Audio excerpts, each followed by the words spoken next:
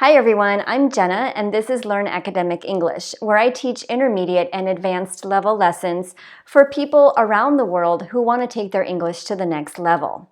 In today's lesson, I'm going to teach you 25 common idioms with animals. And if you've been learning idioms for a while, you know that we have a lot of idioms that include animals. Before we get started, I want to talk very briefly about how to learn idioms. So keep in mind that with idioms, you usually have to learn the exact words of the idiom without changing any words. That is challenging, but it is important because usually we use the idiom exactly the same way every time. Another tip for learning idioms is that you don't want to overuse them. We don't use them a lot, meaning that we usually don't use a bunch of idioms in one conversation. We use them frequently, but we don't usually use a lot of them together. So when you're speaking or writing in English, you might try to use one, but I wouldn't overdo it.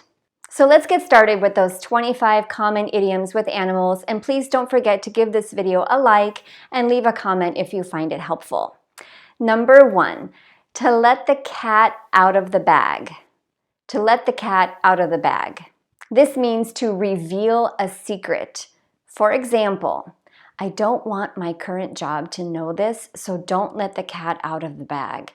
But I just accepted a new job and will be moving to New York soon. Number 2, hold your horses. Hold your horses means to slow down or to wait. We use this idiom a lot if someone seems to be overly excited to do something. We can say, whoa, hold your horses. For example, hold your horses. I'm not ready yet. I just need 5 more minutes to get dressed. Number 3, to let sleeping dogs lie. To let sleeping dogs lie means to not try to change the situation or to leave something alone, like to not stir something up. Just leave it alone. It's okay the way it is. Let sleeping dogs lie. Number 4, to kill 2 birds with 1 stone. To kill 2 birds with 1 stone means to get 2 things done at the same time. For example, I need to talk to my mom about our vacation, and I need to borrow her vacuum. So I'm going to kill 2 birds with 1 stone. I'm going to go there now and visit her. In that case, I'm going to do 2 things. I'm going to talk to her about the vacation, and I'm going to borrow her vacuum at the same time. Number 5, to have ants in one's pants. To have ants in your pants means to be antsy, to have a lot of energy. You can't calm down. For example, geez, my little brother can't sit still. He has ants in his pants. Number 6, to eat like a pig or to eat like a bird. To eat like a pig means to eat a lot, and to eat like a bird is to eat very little. Number 7, to have butterflies in one's stomach. This means to be nervous. For example, I'm so nervous about my presentation. I have butterflies in my stomach. Number 8, raining cats and dogs. That means that it's raining really hard. We can say, wow, look at the weather. It's pouring. It's raining cats and dogs. Number 9, dog eat dog, or a dog eat dog world. That means that it is very competitive. This is especially used in the business world or any other field that is very competitive. For example, it's not easy to be a business person these days. It's a dog-eat-dog world out there.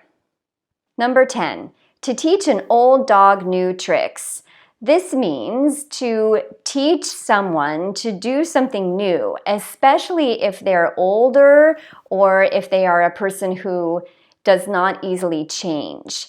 This is usually used in a negative way to refer to an older person or a stubborn person who doesn't change easily. For example, I know we want Grandma to use Facebook, but I don't think she's going to ever get the hang of it. You can't teach an old dog new tricks. Or we could use it in a positive way like this.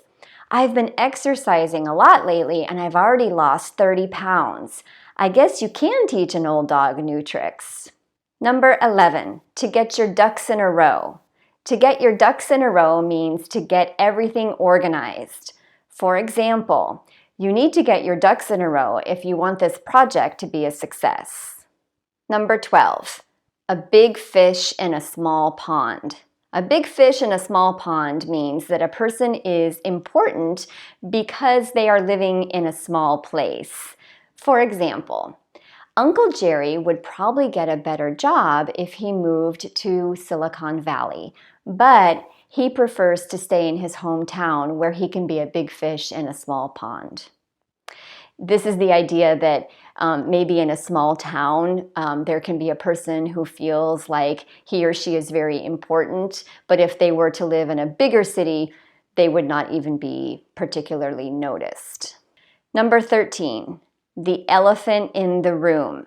This is actually a very common idiom and it has a pretty specific meaning, which means that in this situation, probably the person will always use the idiom because there isn't really another way to say it. The elephant in the room means something that everyone knows is there, but no one wants to talk about it. For example, I'm really looking forward to our family reunion, except for the elephant in the room. My aunt's drug problem is getting much worse. So this would mean that there's a problem, the aunt's drug problem, that everyone knows about, but it makes everyone uncomfortable and it's awkward, so no one wants to talk about it. Number 14, to feel like a fish out of water. To feel like a fish out of water means to feel uncomfortable because you're doing something new, different, or strange. For example, when I moved to Germany, I was really excited, but I quickly felt like a fish out of water. There were so many new things I had to get used to. Number 15, to drink like a fish. To drink like a fish means to drink a lot of alcohol. Watch out for Jerry, he drinks like a fish. Number 16, to be a fly on the wall. To be a fly on the wall means to be able to listen in and watch a situation that you're not supposed to see. We usually use this in hypothetical situations. In other words, we think about a situation that we would love to be able to see, but we cannot. For example, my son is going on his first date tonight. I wonder how it's going to go. I wish I could be a fly on the wall. And that idiom is actually pretty common, and just like the elephant in the room, to be a fly on the wall, there isn't really another way to say that. Number 17, to have a frog in your throat. To have a frog in your throat means that you have a scratchy throat. You can say, sorry, I have a frog in my throat. Number 18, cat has your tongue or cat got your tongue. This means that you can't seem to think of the words that you want to say. For example, so when you can't think of what you want to say, someone might ask, what's wrong? Cat got your tongue? Number 19, could eat a horse. Could eat a horse means I'm so hungry. For example, I didn't have lunch and now I'm so hungry I could eat a horse. Number 20, the lion's share. The lion's share means the largest part of something that goes to someone else. So think about what a lion does. If a lion kills an animal and there are other animals that want to eat that dead animal too, who's going to be able to eat the most? The lion, because the lion is the most powerful. And the lion might leave some little scraps for some other animals to come eat. For example, I sold my first painting for $4,000, but the lion's share went to the director of the art gallery. Number 21, to be a night owl. To be a night owl means to stay up late often, and this is used to describe a person who naturally likes to stay up late. For example, we can say, it's hard for me to go to bed early. I've always been a night owl.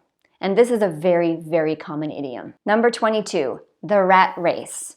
The rat race refers to the modern system of society that encourages competition, fast living, and a lot of work. And we definitely describe American society as the rat race. For example, I might say, I'm thinking about moving to Portugal because I just want to get away from the rat race. Number 23, the black sheep of the family. The black sheep of the family is a person in a family who's always been different and rebellious. And usually this person is treated badly by the rest of the people in the family. For example, she's always been the black sheep of our family. When she was young, she left our family's religion, she went away on her own, and she was very rebellious.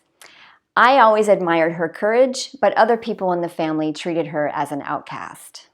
Number 24, to quit something cold turkey. To quit something cold turkey means to give up something or to quit something very suddenly without going step by step. For example, we might say, after my aunt was diagnosed with cancer, she quit smoking cold turkey. And finally, number 25 is a verb to wolf something down. To wolf something down is to eat very quickly. Oh, I was so hungry, I wolfed that sandwich down. Also a very common idiom. So I'd love to hear from you. Let me know which of these idioms were new for you and if you would like me to make more videos about idioms in the future. I have another video that I'll link above of common idioms that you may not know. And don't forget to give this video a like, leave a comment, and make sure you're subscribed if you found this video helpful. Thanks so much, take care, and I'll see you next time.